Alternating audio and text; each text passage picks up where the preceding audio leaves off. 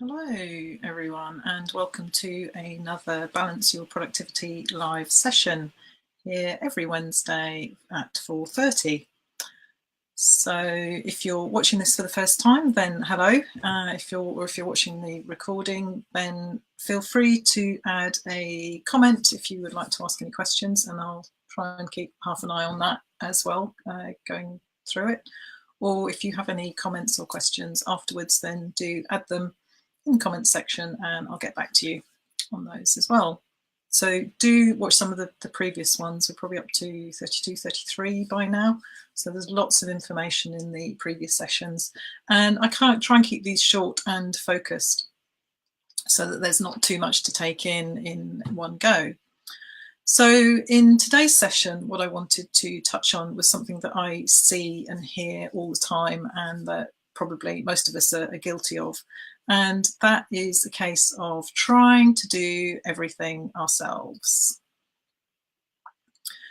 Particularly when you're in business and when you start out in business, and it's your own business and it's a small business, you do tend to have every single hat on that's going. You're doing the marketing, you're doing the admin, you're doing the actual work that's needed as part of it. You're the accounts department as well, and you just get involved in everything. And it sort of goes with the territory of starting a business, but then you start to find that you need little help, or there are certain things that you're not comfortable doing, and you really are trying to do everything. If not all at the same time, you're juggling all those different hats and potentially not juggling some so well, and things are getting missed. So we can all be guilty of trying to take on too much. So being able to recognize when you're at that stage, and also have an idea of what you can and can't do within the business, and that the reality is that we can't do it all. So you need to be aware of what's going on in your business and where you perhaps are even holding things back. So is this something that you are guilty of, or something that you've experienced in the past of trying to do everything? And that can also apply both at home and in the work business environment. It's perhaps something that is all too common, that we don't like asking for help. It's potentially seen as a sign of weakness, that you're meant to know how to do these things, or that if you admit to not knowing how to do something, then it's a sign of weakness. It's a sign that you perhaps don't know what you're doing. But there's so much to running a business that you can't really know everything.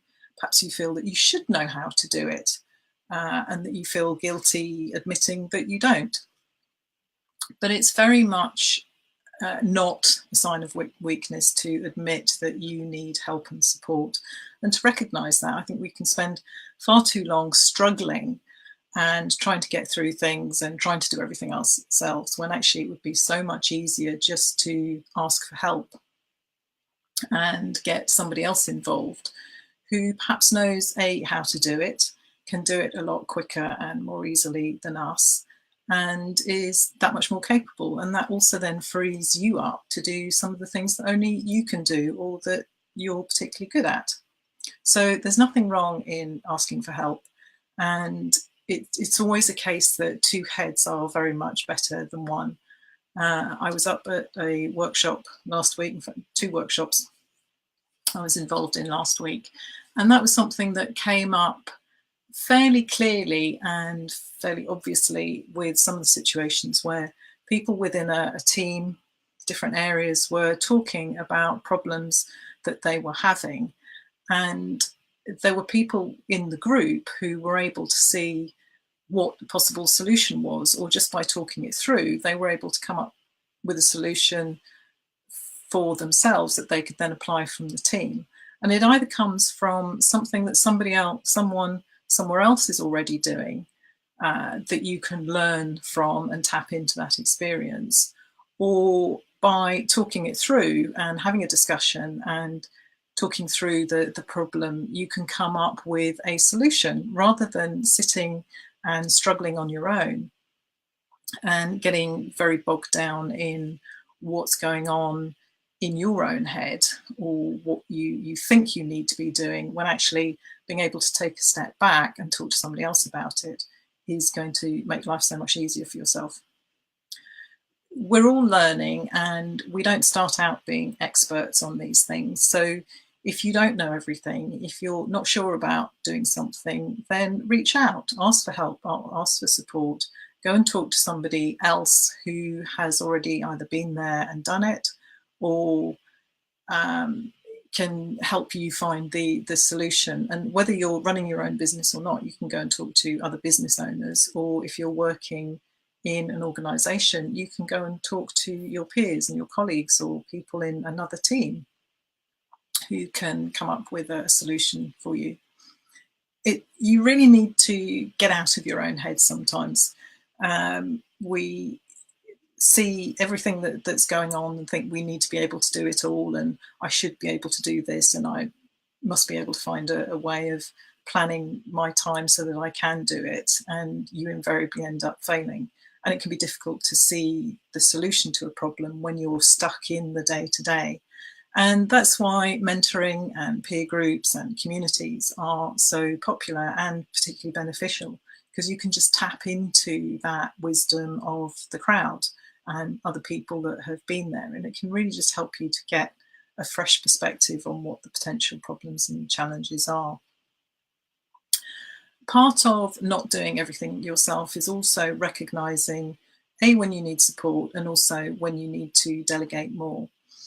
And thinking about, and I've touched on delegation and outsourcing in previous sessions, but it ties in with this about recognizing when you need to reach out for help and support, and recognize that you can't do everything in the time that you have available, and that there are potentially tasks out there that someone else can do. And I was again talking to somebody earlier today actually about, they needed to find extra time in their day because they had so many things that they needed to do that they weren't getting time for. And because you then don't have time, you end up with a backlog, and it just gets worse and worse and worse. So you need more time to actually tackle it and get it back to where you need to be.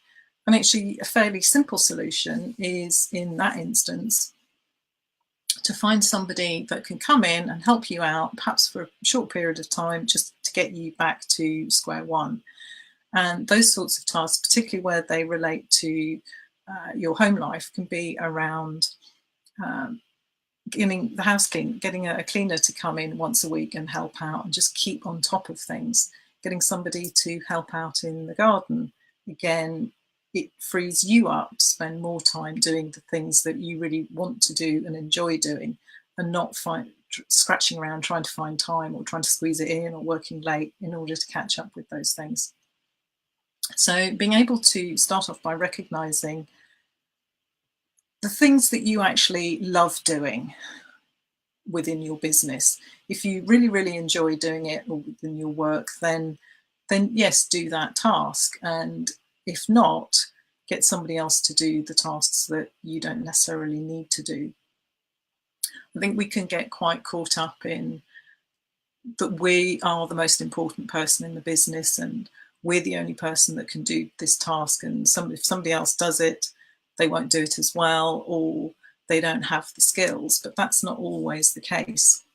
So think about, are these particular tasks things that only I can do and nobody else can do them? And if they're not, and sometimes you have to be quite tough on yourself in actually getting the answer to that, and admit that actually it's not essential and you're not the only person that can do that, then that's something that you can get help and support for.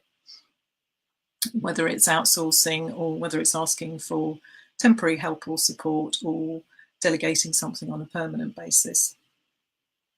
And I think that's one of the key skills within a business, is recognizing when you've got to that point of, I don't have enough time to do everything myself. And when you're starting up and you're fairly small, you often do have the time available because it's all controllable. But as you grow, there's more and more that comes into the systems and processes that you need to put in place. And that can also be actually a very good starting point, is understanding the processes within your business that you go through from start to finish, whether it's working with clients or whether it's creating a product. Where is the starting point? What are all those different steps and tasks that you need to do to take you through to the completed product or project or whatever it might be? And then looking at that and thinking, where could I ask for help and support in this? Or where could I get somebody else to do this? So understanding what all those steps are is a good starting point. And actually, a lot of people have all that information in their heads and don't really think about it because they just do it. But by asking for help and support and thinking about those things that you can let go, it's a very good discipline in understanding what's going on, and then also being able to see ways of making improvements and making changes.